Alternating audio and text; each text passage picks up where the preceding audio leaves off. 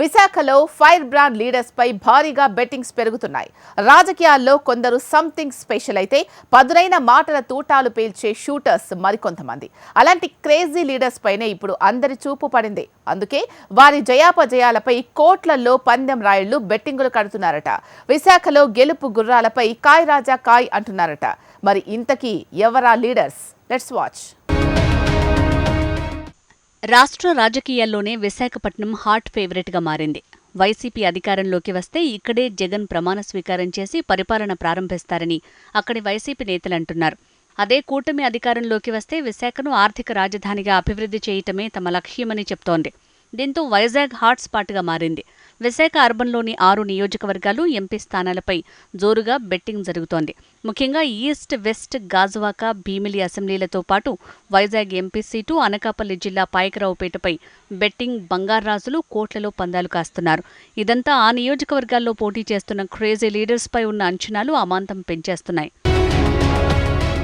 భీమిలి కూటమి అభ్యర్థిగా గంటా శ్రీనివాస్, వైసీపీ నుంచి అవంతి శ్రీనివాస్ పోటీ చేశారు. వీరిద్దరిది మొదటి నుంచి క్రేజీ కాంబినేషన్ అనే చెప్పాలి. ఇద్దరు కాపు నేతలు, భీమిలి నుంచి రాజకీయంగా ఎదిగిన వారు కావటం ఆసక్తికి కారణమని చెప్పొచ్చు. అంతేకాదు వారిద్దరూ మైత్రి, వైరం కూడా అక్కడి నుంచి మొదలుపెట్టారు. పైగా ఇద్దరూ ఓటమి ఎరగని నేతలుగా, కాపు సామాజిక వర్గ అభ్యర్థులుగా, సంథింగ్ స్పెషల్గా పొలిటికల్ క్రేజ్ కలిగిన నేతలు. అయినా కూడా ఇద్దరిలో ఒకరికి అపజయం మాత్రం తప్పదు. దీంతో అత్యంత ఖరీదైన జోడీగా ఇప్పుడు వీరిద్దరూ క్రేజ్లో ఉన్నారు. పైగా విశాఖలోనే అత్యంత ఎక్కువ ఓటర్లు ఉన్న ఈ నియోజకవర్గంలో అభ్యర్థి గెలుపును బట్టి విశాఖ ఎంపీ భవిష్యత్తు నిర్ణయించబడుతోందట.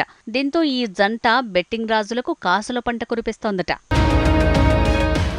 విశాఖ ఈస్ట్, ఇక్కడ కూడా మరో స్టార్డమ్ జోడీ పోటీ చేసింది. వాళ్లే వైసీపీ నుంచి ఎంపీగా గెలిచి ఇప్పుడు అసెంబ్లీ బరిలో నిలిచిన ఎంవివి సత్యనారాయణ ఒకరైతే, ఈస్ట్ నియోజకవర్గం నుంచి 3 పర్యాయాలు టీడీపీ నుంచి అత్యధిక మెజారిటీతో గెలిచి హ్యాట్రిక్కి సిద్ధమైన వెలగపూడి రామకృష్ణన్ బాబు హోరాహోరీగా తలపడ్డారు. వీరిద్దరి మధ్య మొదటి నుంచి క్లాస్ మాస్ ఫాలోయింగ్ మధ్య పొలిటికల్ ఫైర్ నడుస్తోంది.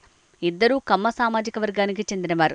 2019 ఎన్నికల్లో జగన్ హవా నడిచినప్పుడు కూడా అత్యధిక మెజారిటీ రాష్ట్రంలో సాధించిన టీడీపీ ఎమ్మెల్యేగా వెలగపూడి రికార్డు సృష్టించారు. వెలగపూడిని ఈసారి ఎలాగైనా ఓడించి ఈస్టులో వైసీపీ జెండా పాతాలనే వ్యూహంతో ఎంవివిని బరిలో దింపింది ఆ పార్టీ అధిష్టానం. ఆర్థిక బలం ఉన్న నేత అయినప్పటికీ ఈ నియోజకవర్గంలో మాస్ లీడర్ వెలగపూడిపై విజయం అంత సునాయాసం కాదనేది రాజకీయ విశ్లేషకుల మాట. దీంతో ఇక్కడ ఈ ఇద్దరు నేతల గెలుపోటమిపై బెట్టింగ్ రాయుళ్లు జోరుగా పందెం కాస్తున్నారట. ఇక విశాఖ వెస్టులో కూడా ఇద్దరు హేమాహేమీలు తలపడుతున్నారు. టీడీపీ నుంచి సిట్టింగ్ ఎమ్మెల్యే గణబాబు, వైసీపీ నుంచి ఆడారి ఆనంద్ పోటీ చేశారు. దీంతో విశాఖలో ఇది మరో ఆసక్తికరమైన జోడీగా నిలిచింది.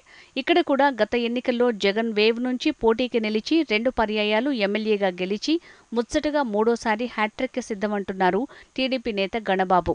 అయితే తానేమీ తక్కువ కాదని ఈసారి ఈ నియోజకవర్గం నాది అంటున్నారు వైసీపీ ఆనంద్. ఈ ఇద్దరూ గవర సామాజిక వర్గం నేతలు కావటం, తండ్రుల హయాం నుంచి ఉత్తరాంధ్ర రాజకీయాల్లో చక్రం తిప్పిన కుటుంబాలు కావటం, ఇద్దరికీ బలమైన ఓటు బ్యాంకు ఉండటంతో వీరి గెలుపోటముల అంచనాలు ఎవరికీ అందటం లేదట. దీంతో ఈ ఇద్దరిపై కూడా పందాలు జోరుగా సాగుతున్నాయట. విశాఖలో మరో నియోజకవర్గం గాజువాక. ఇక్కడ మాత్రం గన్ షాట్ విన్నింగ్ పై నేనంటే నేనని పోటీకి సయ్యన్నారు ఆ ఇద్దరు నేతలు. ఒకరు సైలెంట్ కిల్లర్ టీడీపీ నేత పల్లా శ్రీనివాస్ అయితే, మరొకరు ప్రతిపక్షాన్ని టార్గెట్ చేసి కౌంటర్ పాలిటిక్స్లో మాటల యుద్ధం చేయగలిగే వైసీపీ నేత గుడివాడ అమర్నాథ్. పల్లా యాదవ సామాజిక వర్గానికి చెందిన నేత, స్థానికులతో ఒకడిగా కలిసిపోయే వ్యక్తి, వారి సమస్యల పరిష్కారం కోసం ఉద్యమాల బాట పట్టిన నాయకుడు, సౌమ్యుడిగా పేరున్న బీసీ అభ్యర్థి. మరోవైపు గుడివాడ అమర్నాథ్ కూడా గాజువాకలో మెజారిటీ పీపుల్ ఉన్న కాపు సామాజిక వర్గం నేత. అయినా స్థానికుడే. ఇద్దరికీ రాజకీయ కుటుంబ నేపథ్యం ఉంది. వారసత్వంతో రాజకీయాల్లోకి వచ్చి తమకి స్పెషల్ ఇమేజ్ని సొంతం చేసుకున్నారు. ఇద్దరికీ యూత్ ఫాలోయింగ్ బాగా ఉంది. దీంతో వీరి గెలుపు ఓటమిపై కూడా భారీగా బెట్టింగ్స్ జరుగుతున్నాయట. ఇద్దరి మీద బెట్టింగ్లు పీక్ స్టేజ్లో నడుస్తున్నాయట. ఇక పాయకరావుపేటలో అదే సీన్ కనిపిస్తోందట. ఎస్సీ రిజర్వేషన్ ఉన్న ఏకైక నియోజకవర్గం పాయకరావుపేటలో వార్ వన్ సైడ్ అనే కామెంట్ వినిపిస్తోంది. ముఖ్యమంత్రి జగన్ను కౌంటర్ చేస్తూ కామెంట్స్ చేసే టీడీపీ నేత వంగలపూడి అనిత బరిలో నిలవగా, ఆమె మీద పోటీకి శ్రీకాకుళంలో హ్యాట్రిక్ ఎమ్మెల్యేగా పేరున్న వైసీపీ నేత కంబాల జోగులు పోటీలో ఉన్నారు. అయితే స్థానికత, రాజకీయాల్లో దూకుడు, సేవాభావం, యూత్ ఫాలోయింగ్ ఉన్న లీడర్గా అనితకి పేరుంది. పైగా స్థానిక మహిళ కావటం కూడా కలిసొస్తుందని టాక్. అయితే జోగులు కూడా ఎస్సీ సామాజిక వర్గంలో కీలక నేత కావడంతో ఇక్కడ వార్ వన్ సైడ్ అవుతుందో లేదో అనే టెన్షన్ నెలకొంది. ఈ నేపథ్యంలో ఇక్కడ కూడా జోరుగా బెట్టింగ్స్ జరుగుతున్నాయట. ఈ అన్ని నియోజకవర్గాలు కలగలిపిన వైజాగ్ ఎంపీ అభ్యర్థి గెలుపోటములపై కూడా పందాలు ఊపందుకున్నాయి. వైసీపీ నుంచి బొత్స ఝాన్సీ పోటీ చేస్తే టీడీపీ నుంచి కూటమి అభ్యర్థిగా బాలకృష్ణ అల్లుడు శ్రీభరత్ పోటీ చేశారు. గత ఎన్నికల్లో కేవలం 4,000 ఓట్ల స్వల్ప తేడాతో భరత్ ఓటమి పాలయ్యారు. ఆ అనుభవంతో ఈసారి గెలుపు అవకాశాలపై బాగానే ఫోకస్ చేశారు. అందివచ్చిన ప్రతి అంశాన్ని తనకు అనువుగా మార్చుకోవటంలో వ్యూహాలు బాగానే రచించారని టాక్ ఉంది. ఇక బొత్స కుటుంబం గురించి పెద్దగా పరిచయం అక్కర్లేదు. పైగా ఝాన్సీ తన పుట్టినిల్లు వైజాగ్ అని, పుట్టింటి రుణం తీర్చుకునే అవకాశం ఇవ్వమని అడిగిన తీరు కూడా చాలా మందికి రీచ్ అయింది. ప్రధానంగా విశాఖ ఎంపీ స్థానం కేవలం పార్టీల ఇమేజ్ మాత్రమే కాదు, లీడర్స్ వ్యక్తిగత ఇమేజ్ పై కూడా ఆధారపడి ఉంటుందట. ఈ నేపథ్యంలో వీరిద్దరి కాంబినేషన్పై కూడా కాయరాజకాయంటున్నారు పందెం రాయుళ్లు. మొత్తానికి ఇంత భారీ స్థాయిలో అభ్యర్థుల జయాపజయాలపై చర్చించుకోవటం మాత్రం విశాఖలో ఇదే మొదటిసారి.